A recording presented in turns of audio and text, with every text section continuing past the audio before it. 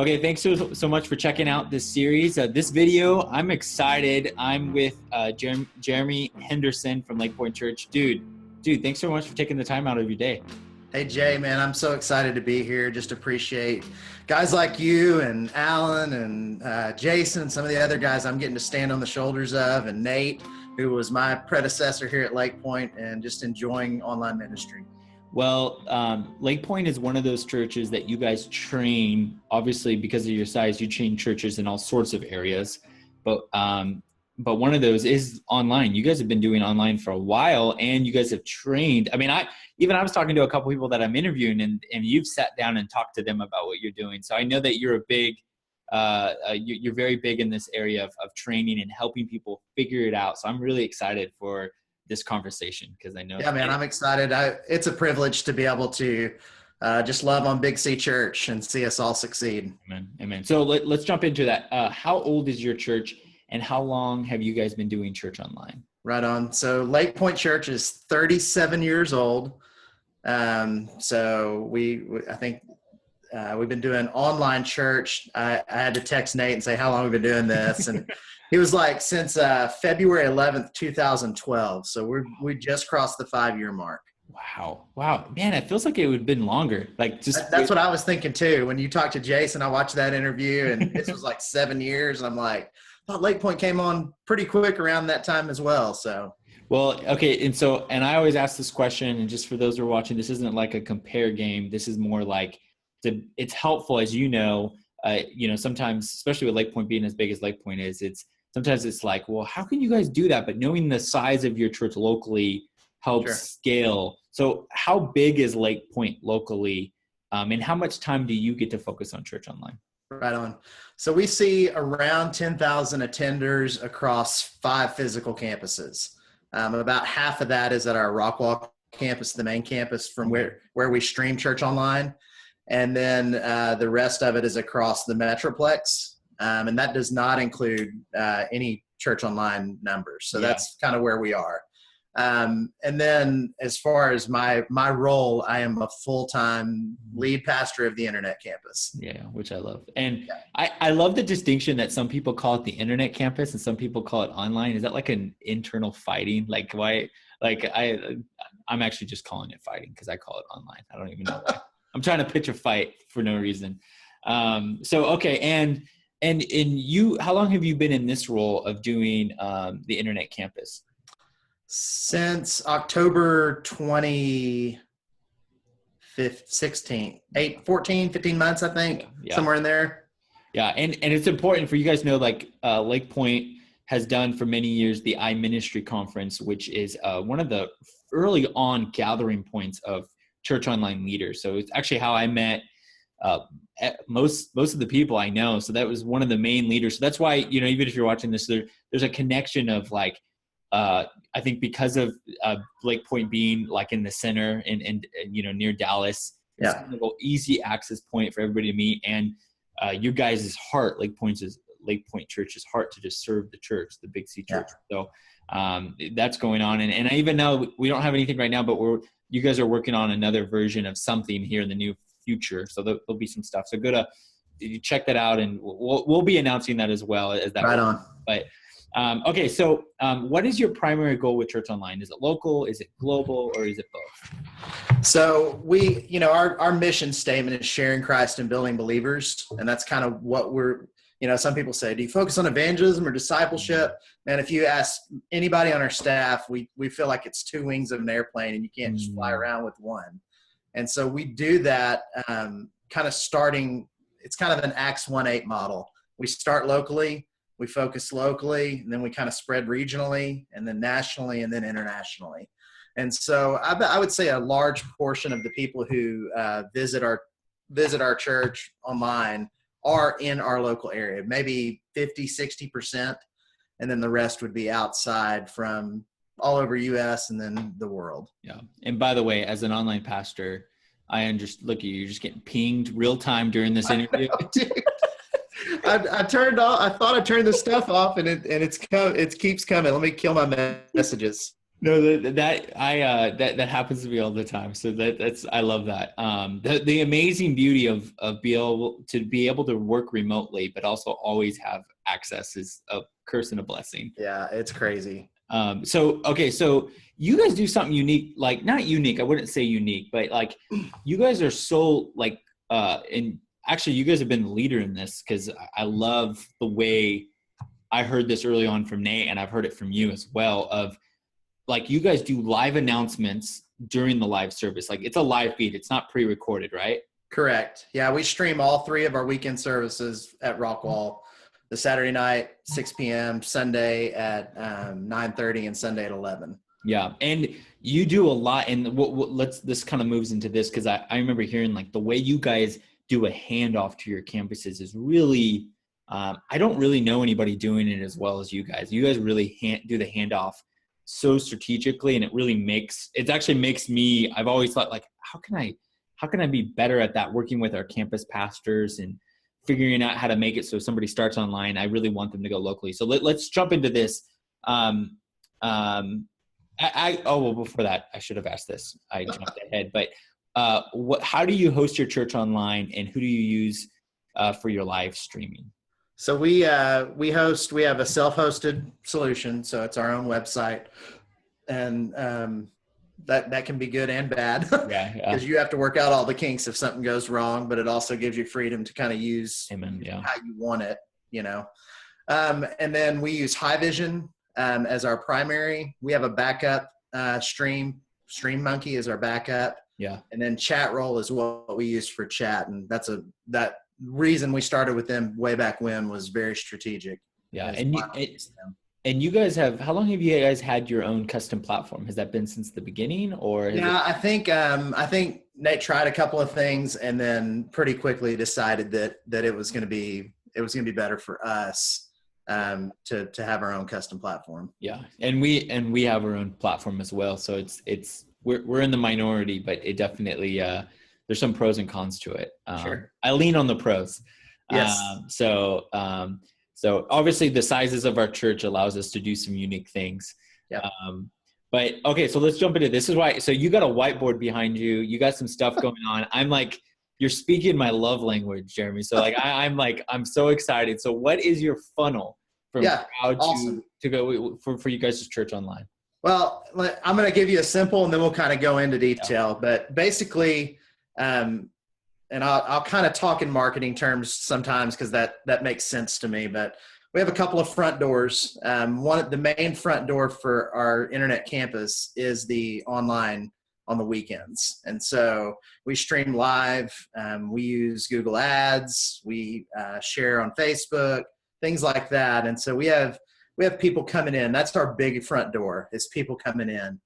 And so then what we're trying to do is those that are watching, we're trying to get them into chat. And so that's one of our conversion points, is how can we get all these people who are watching to come into chat and participate with us in worship. And then we move to a place where we're trying to engage them in a private chat to kind of discover where they are. And we do that with the same question every time, and I'll get to that in a minute. And then after we move to that point, then we kind of determine needs. They get thrown into a follow-up system, and then we decide, hey, are they more online campus or are they more physical campus? And we kind of direct them towards that. So that's kind of big picture of how it goes. One of the things that we've been doing the last probably 8 months is doing some more online Bible studies. Oh, wow.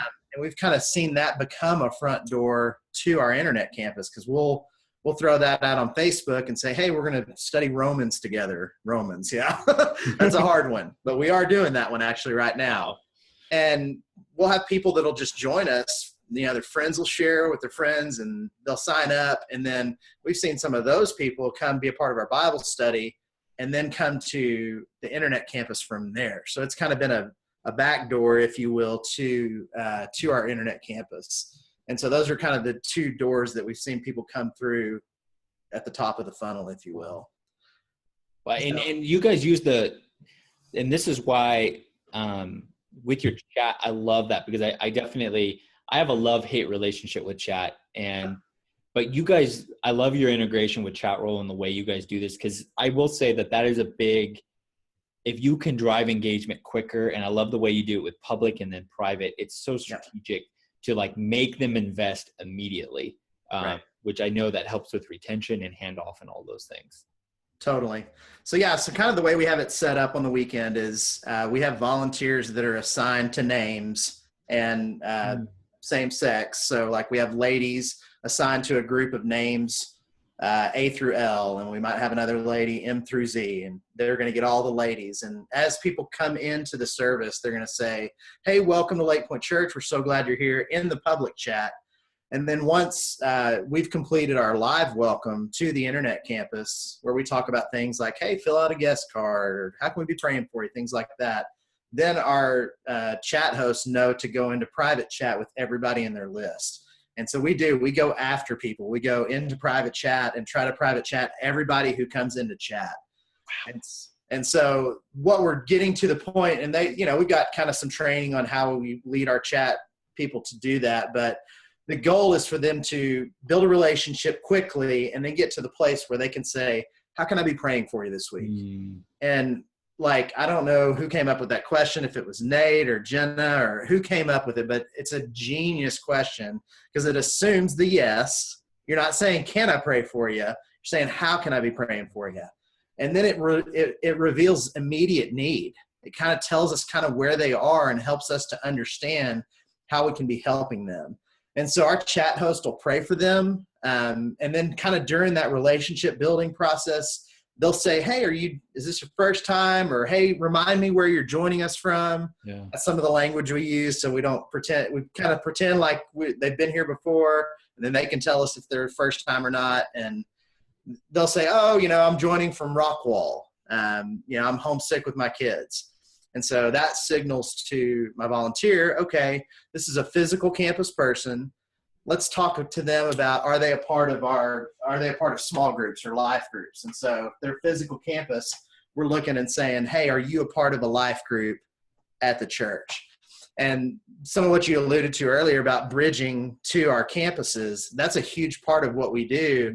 Is if we find out we've got a visitor from a physical campus on Monday, when that goes into the system, we contact the campus pastor and say, hey, we had Bob or Cindy joining us online from White Rock this week. They're looking for a life group. And if they're a bigger campus, we'll go to their education person and say, can you help them find a small group?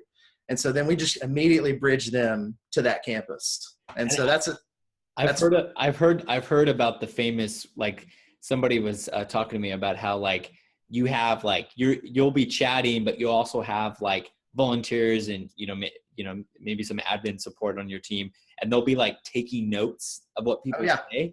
Wow. Yeah. So what happens in live chat? So kind of what happens at the top is people come into church, and one of our conversion points is to get them in a chat. And then another conversion point is to get them into private chat. And from that filters all our follow-ups on the weekend. So we have some people just fill out a guest card, which is pretty typical for most church online. Some people will fill out a prayer request, and we've been pushing that more lately because we have a volunteer prayer team now, and so we're seeing that go up. And then a lot of our follow-up, probably 85% of it, comes from private chats from our volunteers reaching out to people.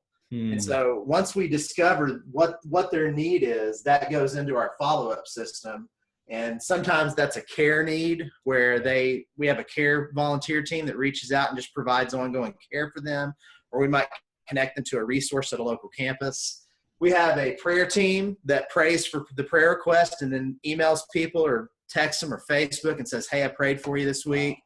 And then we have a pastoral team that reaches out for pastoral type needs, a little bit heavier stuff. And that's usually me or Jessica, our associate. And so we kind of reach out to them based on what their need is. And then our next process is to get them into, and I hate this word, assimilation. You must assimilate.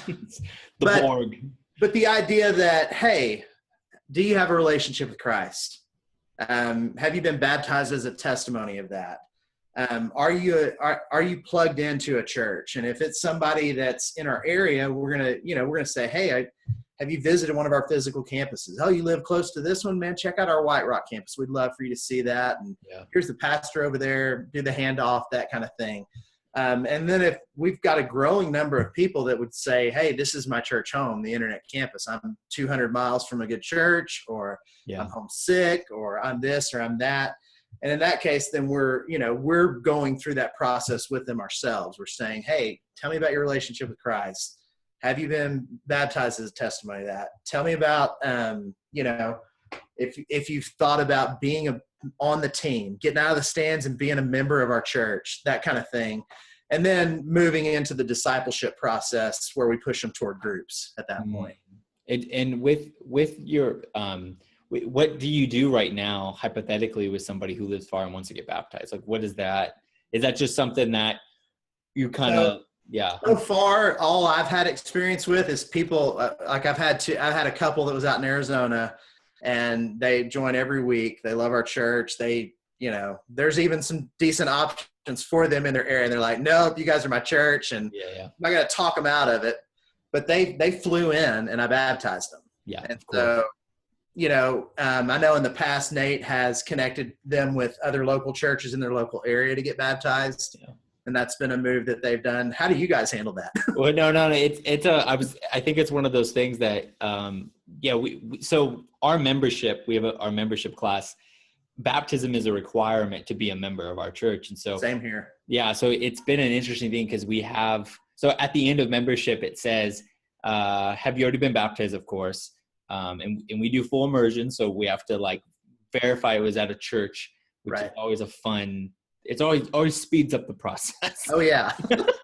So, and then we have, I haven't been baptized, but I have a friend who's a believer, and and we've only done this a handful of times. So this is not like a scale thing that has been the answer, but, we actually, I send them something about how to baptize their friend, and I set up a 3-way call, and I verify that the person's a believer, that they've been baptized, and then we have them baptize that person. We've done that about 5 times. So cool. So it's been interesting. The other thing is I've flown and gone to a couple places when I've overlapped trips where I've been somewhere and are baptized. But I will say most of the time they will make a trip to us. I will say and so usually what I say is, in my context is hey, there's, everybody, you guys would align too. It's baptism doesn't save you. You don't need to be baptized, so when you come out here, we always say we don't want to rush something that you don't need to rush. And so just do it right this time. And so, but I always am curious what people do, because it is a little bit I think I have 25 people that are ready to become members, but they haven't found somebody to baptize them, and they haven't been able to come. So they just sit. And so, and they're spread out. So it's I can't spend $20,000 worth of plane tickets and be gone. Sure. It's I can't just, one person's in London. I'm actually just going to go jump on a plane and you know what I mean?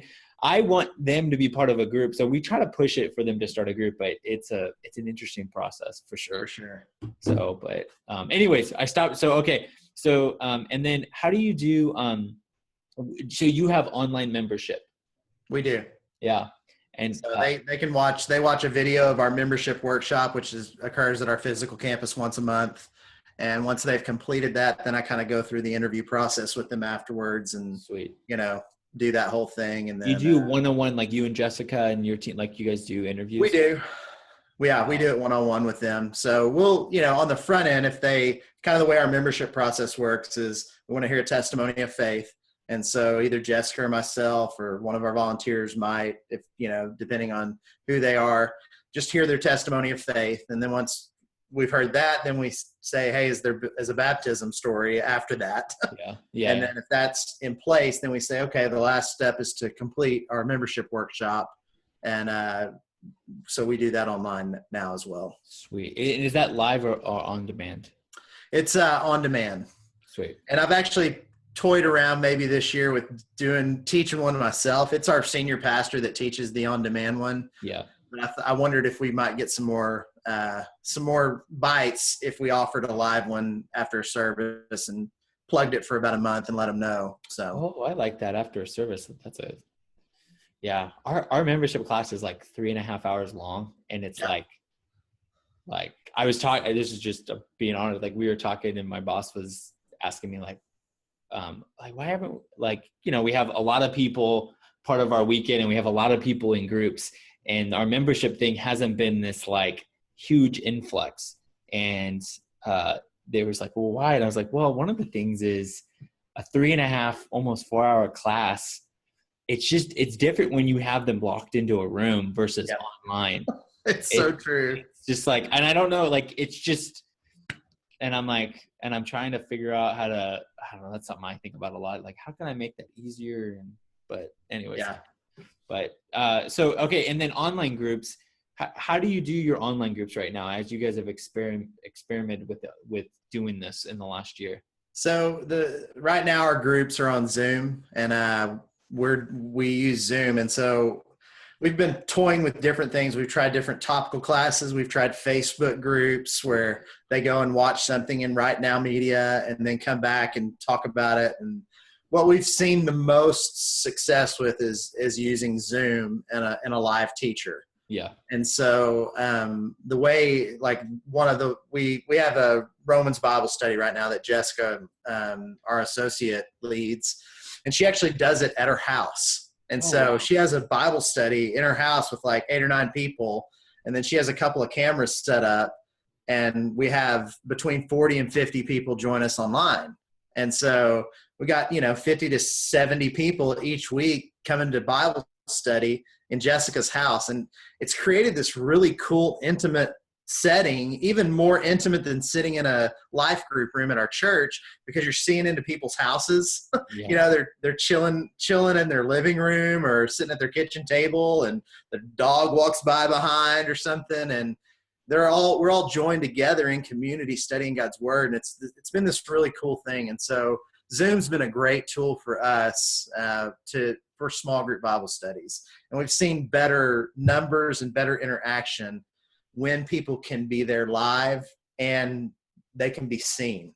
Yeah. So that's definitely something in flux of, we definitely lean heavily on like letting them choose how they meet, but we recommend Zoom as well, because it definitely is the most. So obviously you guys are paying for each room yourself, like for the extended. Yeah. So correct.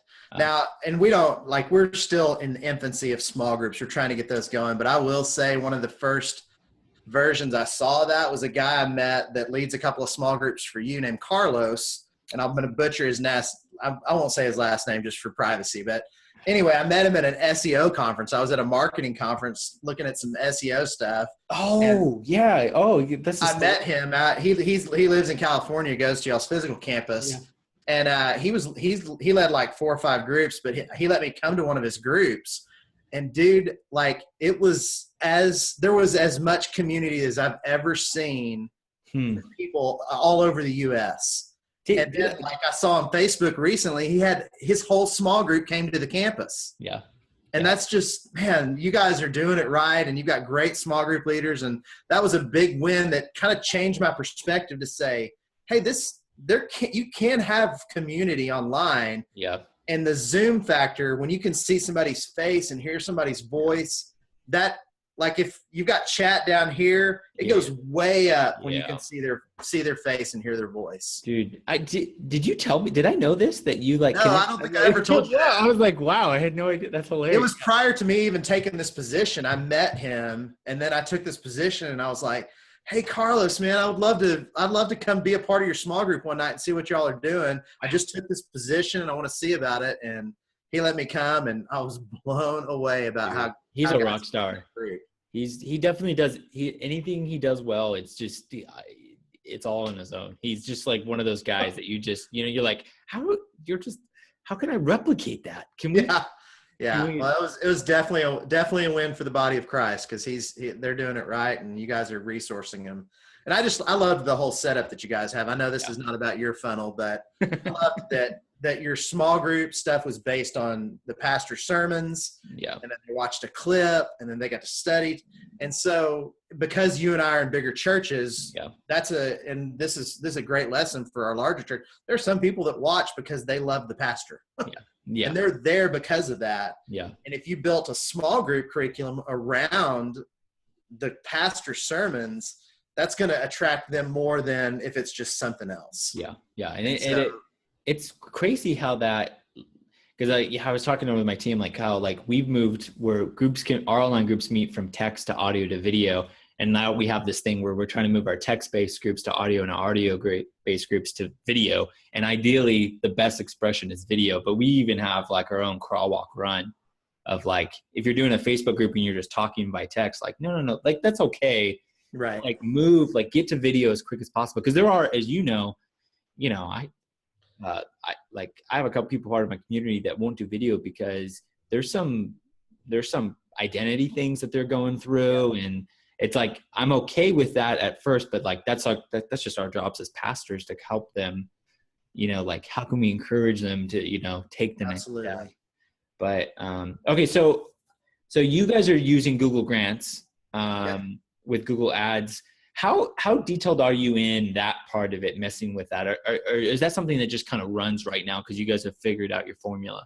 It kind of runs right now. I paid attention to it more in the front end just so I could learn what we were doing. And I had some background in doing some marketing for local businesses, SEO type stuff, ranking them for keywords and things like that. And I just was curious how we were attracting people and where that was coming from. But I don't play with that as much. I want to. And some of that has just been the transition of my position and getting Jessica on board. And I had an assistant that got married a sugar daddy and left. And so I had to find a new assistant. And so I've just had a lot of turnover, but I love that side of things because just thinking about the way you can target somebody that is a good fit for your church and then kind of carry them through your funnel. I think that's a cool thing. And so I'd love to dive deeper in that. I just haven't yet. Well, okay. So I'm going to challenge everybody. We're going to put links to his church online. Check it out. Jeremy is awesome. As you know, I'm just asking him specific questions just for my own world. But, okay. What is, the tool that you wish you had when you started, doing church online? So for me, and I'd already used it in previous experiences, but an autoresponder, an email autoresponder where I can build a list. Yeah. So when people, like when we do an online Bible study, we have people sign up by putting their email in. And so now they're a part of a list that I can use to follow up and remind them of the Bible study, invite them to events, things like that. And it kind of gives us a measure of how we're doing advertising different things. And so for me, that was a big win when we started using, and I used something called Aweber. It was something I was already familiar with. It's an autoresponder where you can do sequences and follow-ups and schedule things, and you can send to all your lists, things like that. What's the URL? It's Aweber, AWEBER.com. Sweet. And so it's an email program or autoresponder. And so that's a big win for me, just having the ability to build a list. I know some church databases that's built into their database and they can use it. And I think there's a way to do it, but the rules are real strict here at the church on who can send an email to how many people. And I'm like, I built my own list. I know. I can't tell you how many like rogue things that I do that people are like, how do you do that? And I'm like, I just kind of, in my model, I float. So I'm just kind of off in the boonies. Yeah. We're like, I had a whole conversation this morning in a meeting about my boss's boss wanted me to explain ClickFunnels to him. Yes. Like, he's just like, so wait, what is it? And I said, well, I have it on my automated response and it was just hilarious. I found myself, I was like in a meeting explaining ClickFunnels to my boss. That's so great. He's just like, you're using that? I'm like, yeah, I tinker all the time. So it's, but that's the thing is with online, like you get to use some of these online tools like directly. You don't have to move somebody physical to digital. You get the digital experience. So it's such an advantage. Yeah. So it could be a disadvantage too, but dude, well, thanks so much for